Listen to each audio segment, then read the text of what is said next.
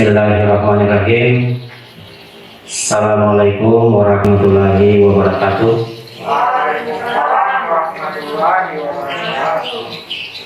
Yang terhormat Kepala Sekolah atau yang mewakili Ibu Wakasek, teman-teman semua yang saya hormati, puji syukur kita panjatkan kehadirat Allah Subhanahu wa Ta'ala, yang mana pada pagi ini kita masih diberi kesempatan dalam rangka melaksanakan rapat persiapan ujian semester 1 kelas 7 sampai kelas 9, dan kemungkinan sebentar sudah minta izin juga sama kepala sekolah.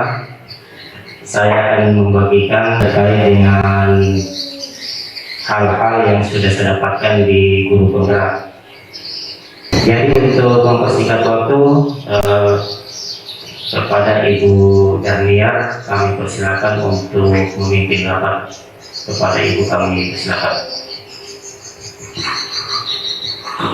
Terima kasih. Assalamualaikum warahmatullahi wabarakatuh. Pertama-tama yang saya hormati Bapak Kepala SMP Negeri Pejalakya, yang saya hormati teman-teman guru dan staf tata usaha yang sempat hadir pada hari ini.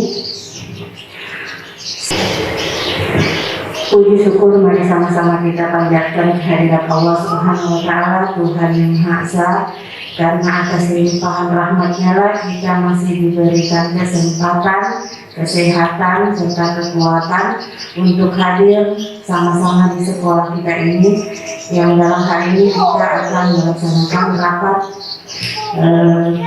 berkaitan dengan pelaksanaan ujian semester ganjil. Selanjutnya, tadi oleh moderator disampaikan, setelah pembahasan tadi pelaksanaan ujian semester, ada pemaparan kegiatan beliau yang berkaitan dengan kegiatan guru penggerak. Sebentar juga akan dicatatkan. Demikian agenda tentang ujian semester sudah selesai. Saya serahkan ke moderator kembali. Akhiri dari Taufiq Hidayah. Assalamualaikum warahmatullahi wabarakatuh. Selanjutnya saya minta waktu sejenak ya, dalam rangka menyampaikan atau membagi informasi tentang kegiatan guru penggerak. Hari ini saya akan menyampaikan atau berbagi informasi mengenai kegiatan guru penggerak yang sudah saya ikuti selama 3 bulan, yaitu dari bulan 9 sampai dengan bulan Desember ini. Jadi yang selama ini sudah dipelajari itu ada 2 modul. Yang pertama modul 1. Modul 1 itu ada 4 modulnya, ada 4 sesi. Nah, yang saya akan paparkan dari sini yaitu sesi keempat, yaitu modul 1.4, itu budaya positif. Budaya positif yang akan bersama-sama diterapkan di sekolah. Adapun kalau cuma saya sendiri yang terapkan, itu tidak akan berhasil. Makanya saya minta bantuan Bapak Ibu sekalian terkait dengan merubah paradigma dari siswa seperti itu. Nah, budaya positif di sini, apa itu budaya positif? Jadi budaya positif ini adalah nilai-nilai, keyakinan-keyakinan dan kebiasaan-kebiasaan di sekolah yang berpihak pada murid, agar murid dapat berkembang menjadi pribadi yang kritis, penuh hormat dan tanggung jawab. Nah, inilah yang perlu diterapkan di sekolah, karena saya lihat siswa sekarang ini budaya positifnya kurang sekali. Kadang tidak menghormati guru, kadang tidak menghargai guru. Maka inilah yang perlu kita ubah sedikit demi sedikit. Tidak semudah membalik telapak tangan ya untuk menerapkan budaya positif. Paling tidak sedikit demi sedikit kita ubah bersama-sama. Kalau hanya jalan sendiri itu otomatis tidak bisa, maka harus dijalankan secara bersama-sama. Selanjutnya di sini ada perubahan paradigma stimulus respon atau teori kontrol. Nah, di sini stimulus responnya kalau kita mencoba mengubah orang agar berpandangan sama dengan kita. Nah, teori kontrolnya sini kita berusaha memahami pandangan orang lain tentang dunia. Artinya di sini kita mencari tahu bagaimana pandangan siswa terhadap dunia pendidikan.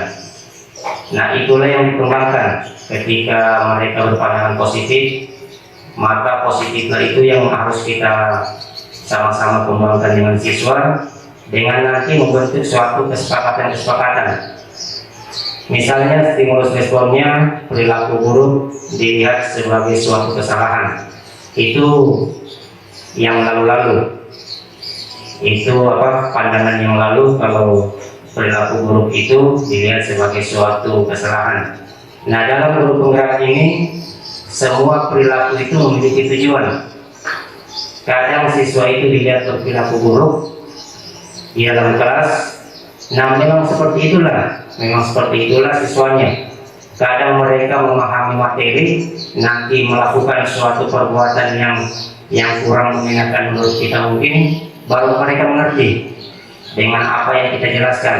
Kadang siswa itu nanti diam, nanti mengamati baik-baik, itu baru mengerti dengan apa yang kita jelaskan. Kadang juga ada siswa nanti bergerak ke sana kemari, tapi dia memperhatikan, tapi dia mudah paham. Mungkin kalau bagi kita siswa yang bergerak ke sana kemari, keliling-keliling mengganggu teman itu tidak baik menurut kita. Tapi ternyata menurut teori dari guru penggerak, teori kontrol ini, ternyata siswa itu berbeda-beda, beragam. Ada yang menangkapnya secara mungkin dia inisiatif, nanti bergerak terus dia baru bisa menangkap pelajaran kita. Kadang juga tidak seperti itu. Kemudian ada yang kedua, konsep disiplin positif dan motivasi. Di sini apa makna disiplin? Nah, disiplin ini berasal dari bahasa Latin atau disiplina yang artinya belajar. Disiplin diri membuat orang menggali potensinya menuju sebuah tujuan apa yang dia hargai. Nah, di sini disiplin artinya siswa itu menerapkan hal-hal yang positif terkait dengan perubahan-perubahan tingkah laku yang akan dilaksanakan di sekolah.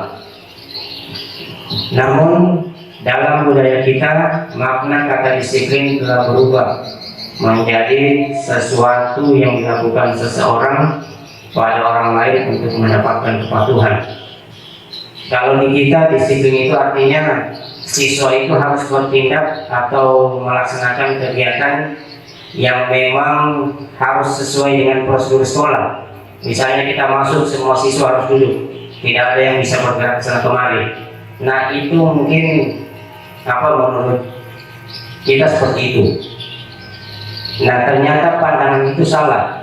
Ketika kita masuk ke dalam kelas, kemudian siswa kesana kemari, itu tidak jadi masalah. Yang penting selama siswa itu bisa memperhatikan. Dalam kategori ini mereka bergerak tapi tidak mengeluarkan suara, tidak mengganggu teman-temannya. Itu yang dikatakan dengan disiplin.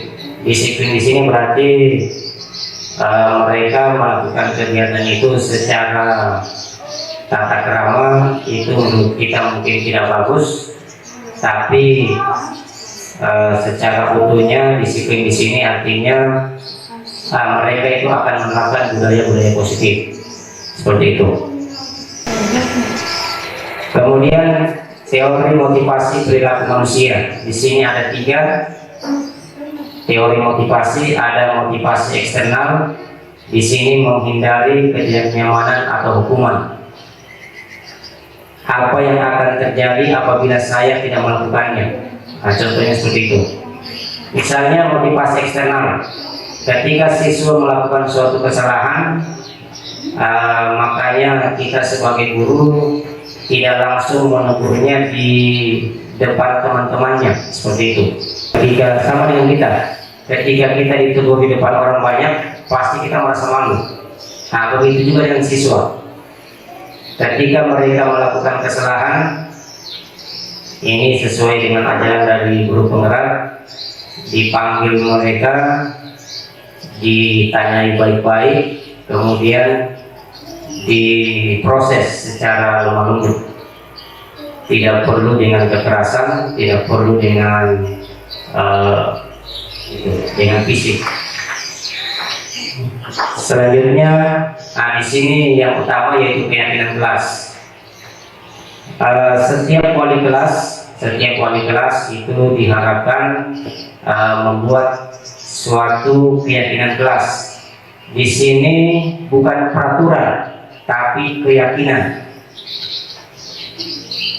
Kalau peraturan kelas itu, peraturan itu kalau dilanggar ada sanksi.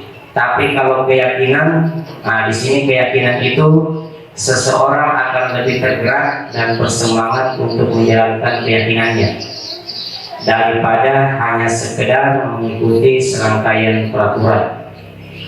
Jadi di sini diharap wali-wali kelas itu membuat keyakinan kelas dengan siswanya.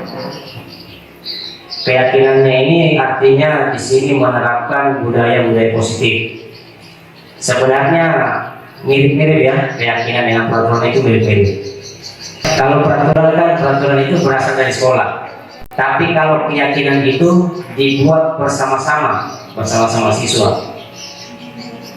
Artinya siswa dimintakan pendapatnya terkait dengan apa-apa saja yang boleh dilakukan di kelas, apa-apa saja yang tidak boleh. Seperti itu namanya keyakinan. Kalau peraturan kan berasal dari sekolah. Kalau keyakinan kelas itu dibuat bersama-sama dengan siswa. Itu bedanya. Nah, di sini proses pembentukan keyakinan kelas. Yang pertama, keyakinan kelas itu berupa pertanyaan-pertanyaan universal.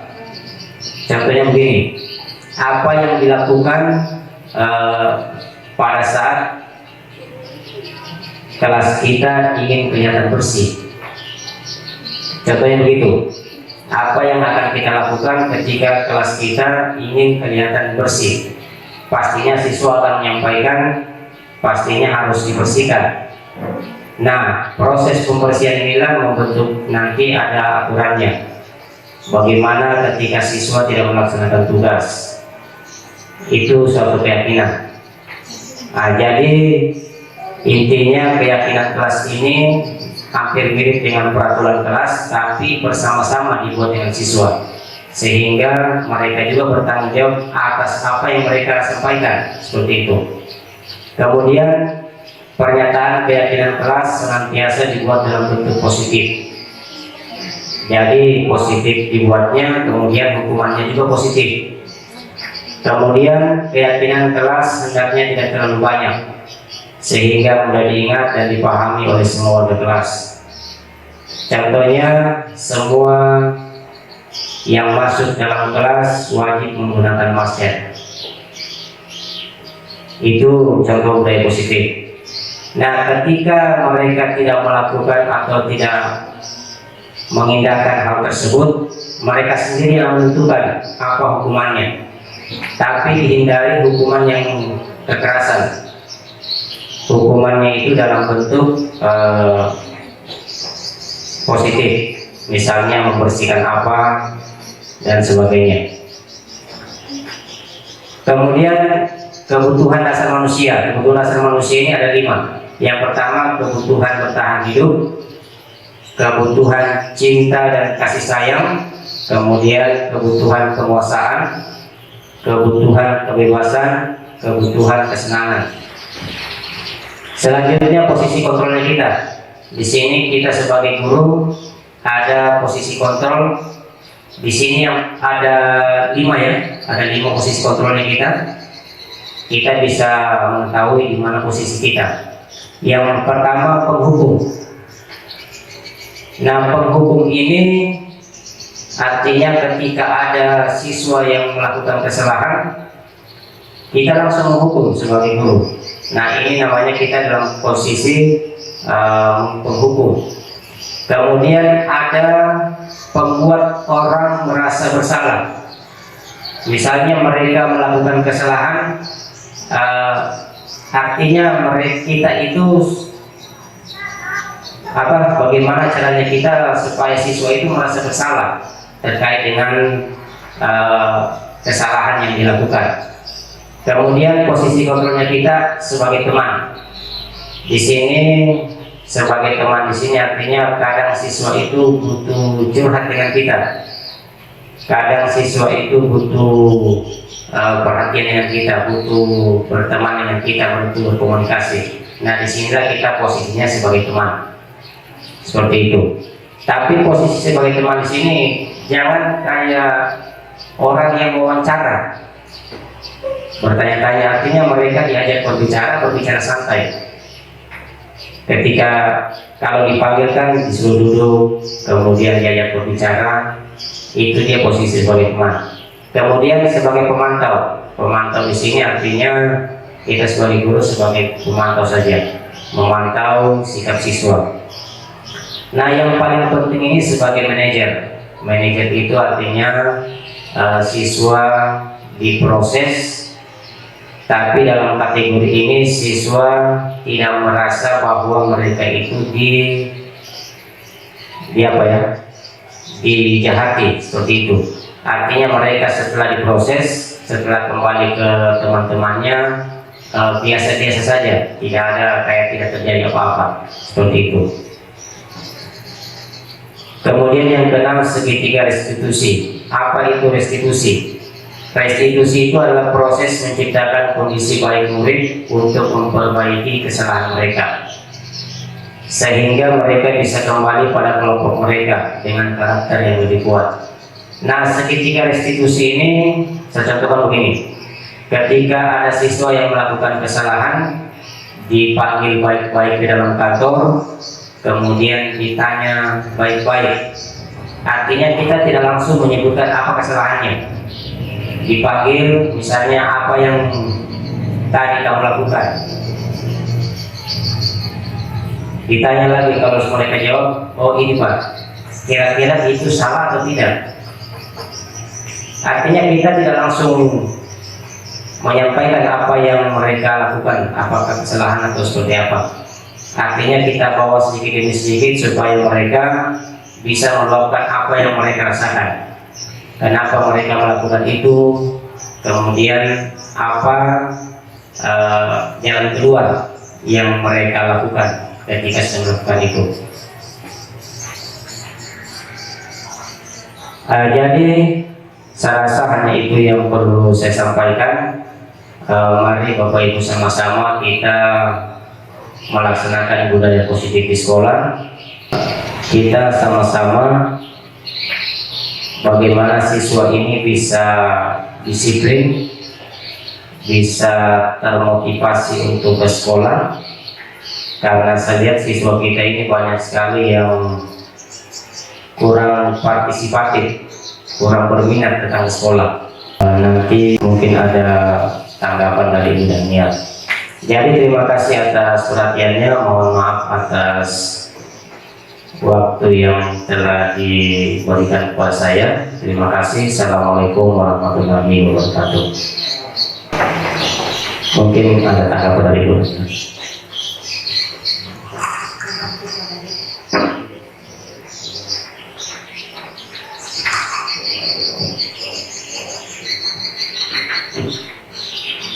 Terima kasih atas kesempatan yang kedua. Kalau menurut saya perhatikan ini siswa memang minat datang sekolah selama tatap muka ini masih kategori di bawah. Seperti tadi yang pemaparannya tadi yang tentang kontrol kita. Beberapa hari lalu saya perhatikan ini anak-anak perempuan masih dalam sekolah sudah mulai buka jilbab. Jadi mohon bantuan kita semua, siapa saja yang kira-kira guru melihat hal tersebut, bisa mungkin anak-anak disampaikan atau diarahkan. Iya. Bismillahirrahmanirrahim. Assalamualaikum warahmatullahi wabarakatuh. Salam sejahtera untuk kita semua. Tadi saya limpahkan ke Ibu Wakasek tentang pelaksanaan rapat ini. Ya, terima kasih Ibu Wakasek. Teman-teman, ya sebetulnya rapat memang biasa-biasanya kan kita sama-sama, cuma memang kali ini sedikit ada beban pikiran, jadi saya mohon maaf tidak bisa memimpin rapat. Ya. Teman-teman yang saya hormati, saya banggakan, tadi sudah disampaikan oleh Pak Dia, termasuk budaya positif yang memang bagus. Artinya ada kontroversi dengan materi kajian yang disampaikan tadi, tapi itulah yang namanya pendidikan. Kalau saya ingat waktu saya prajabatan lalu, ketika pemateri asisten satu pada waktu itu Pak Hamid Akuntu, Dr. Hamid Akuntu, ketika beliau sudah masuk di ruangan, tidak ada satupun orang yang bergerak sedikit pun, sedangkan bernapas pun barangkali ditahan. Ya. Makanya saya katakan tadi kontroversi, tapi itulah pendidikan, itulah ajaran-ajaran pendidikan, bagaimana kita mendekatkan kita kepada anak-anak, berbagai macam trik teknik yang sudah dirancang oleh pendidikan. Artinya ketika anak dalam kelas sikapnya begini, ya mungkinlah itu kepribadiannya, dan yang jelas pada intinya dengan gerakan-gerakan yang dilakukan oleh siswa, ternyata itu suatu pola tekniknya untuk memahami suatu pelajaran. Selanjutnya teman-teman, kalau tadi budaya positif itu memang bagus, nah tentu ini menyangkut perilaku, sikap, moralitas, etika, sopan santun, kita arahkan dulu, kita berfokus dulu kepada silakan. Ya, saya kira demikian saja. Assalamualaikum warahmatullahi wabarakatuh. Demikian tadi penyampaian dari Bapak Kepala Sekolah dan Ibu Wakasek, Ibu Daniar, terkait dengan proses kedisiplinan kita di sekolah. Jadi dengan berakhirnya tadi penyampaian dari Kepala Sekolah, maka berakhirlah seluruh rangkaian acara kita pada hari ini.